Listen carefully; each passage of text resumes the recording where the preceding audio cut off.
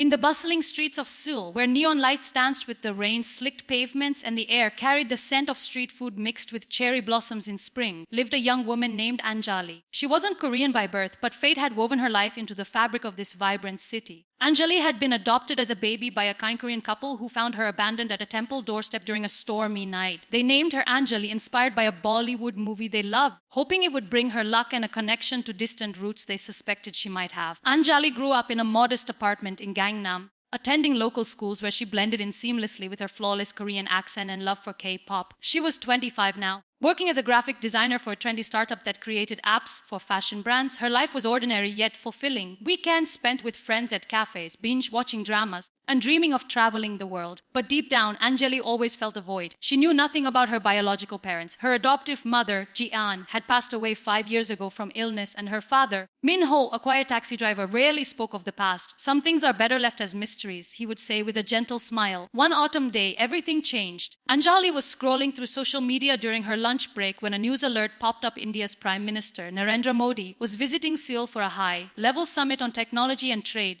Modi Ji waving to crowds, meeting Korean presidents, and promoting cultural exchanges. Anjali smiled absently. She followed Indian news occasionally, feeling a vague pull toward the country her name suggested she might be from. That evening, as she returned home, her father, Min-ho, was unusually excited. He had the TV on, tuned to an international news channel covering Modi's visit. Anjali, yeah, come see this, he called out, his voice trembling slightly. She sat beside him on the worn sofa, munching on kimchi fried rice. The anchor spoke about Modi's speech on global unity and family values. Suddenly, Min-ho paused the TV. His eyes were misty. Anjali, there's something I need to tell you. I've kept this secret for too long. Anjali's heart skipped a beat. She set down her bowl, turning to face him. Appa, what is it? He took a deep breath, pulling out an old faded envelope from a drawer. Inside was a yellowed photograph of a young woman holding a newborn baby wrapped in a red blanket. The woman looked exhausted but joyful, with features that mirrored Anjali's. High cheekbones, warm brown eyes. On the back, scribbled in Hindu and Anjali, born September 17, 1999, may God protect her. Anjali's hands shook as she stared at it. Who is this? Min-ho's voice cracked. 25 years ago, during a diplomatic trip to India, I was a young aide in the Korean embassy in Delhi. There was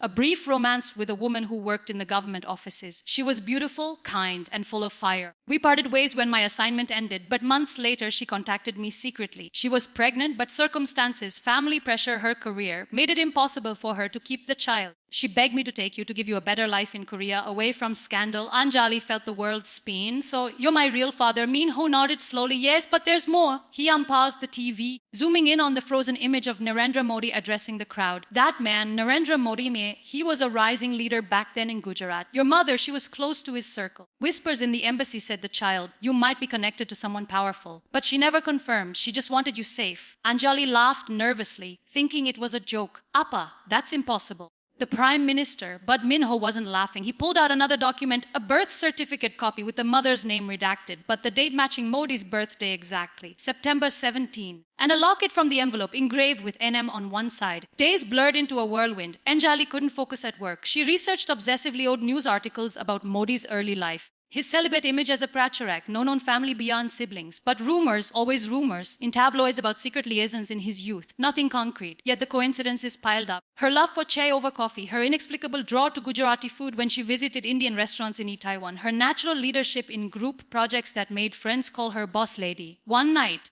unable to sleep, Anjali booked a ticket to Delhi on impulse. I need answers, she told Min-ho, who tearfully supported her. Go, my daughter, find your truth. In India, the chaos hit her like a wave, honking autos, spicy street shade, crowds everywhere. She stayed in a modest hotel using her savings through a contact from the Korean embassy. She arranged a meeting with a journalist known for political scoops. Over coffee in Connaught Place, she shared the photo and locket. The journalist's eyes widened. This locket, I've seen similar ones. And the date, Modi Ji's birthday, is public. But child, this is dangerous territory. If true, it could shake the nation. Word spread quietly in journalistic circles. A DNA test was arranged discreetly through a trusted lab, comparing samples Anjali provided with publicly available references. No direct access to Modi, of course, but clever forensics from old speeches or events. Meanwhile, Anjali explored India, falling in love with its colors and warmth. She visited Gujarat, standing before the Statue of Unity, feeling an inexplicable connection. Tears streamed as she whispered, if you're my father, thank you for everything you've done for the country. It feels like home. Back in Seoul weeks later, the results arrived via secure email. Positive match probability 99.9%. Anjali's biological father was indeed Narendra Modi. The revelation didn't explode publicly. Anjali chose privacy. But one day during another summit, a private meeting was arranged. In a quiet room in Seoul, Modi ji entered, his presence commanding yet kind. He looked at her eyes softly. Anjali beta, he said softly in Hindi, his voice warm. I always wondered if the stories were true. Your mother, she was brave. She made the writer's eyes filled with tears. Papa, I mean, sir, how? He smiled faintly. And my youth, before full dedication to service, there was a moment of human weakness. But destiny protected us all. You've grown into a strong woman, I'm proud. They talked for hours about her life in Korea, his journey from tea stall to leadership, shared values of hard work and unity. No cameras, no headlines, just a father and daughter reconnecting across borders. Anjali returned to her life richer now. She visited India often, blending her Korean roots with Indian heritage. Minho remained her appa, the father who raised her, and occasionally watching news of Modi ji's speeches, she'd smile secretly. Anjali ki papa nikal Modi ji. Her friends would joke if they knew, laughing at the absurdity. But for Anjali, it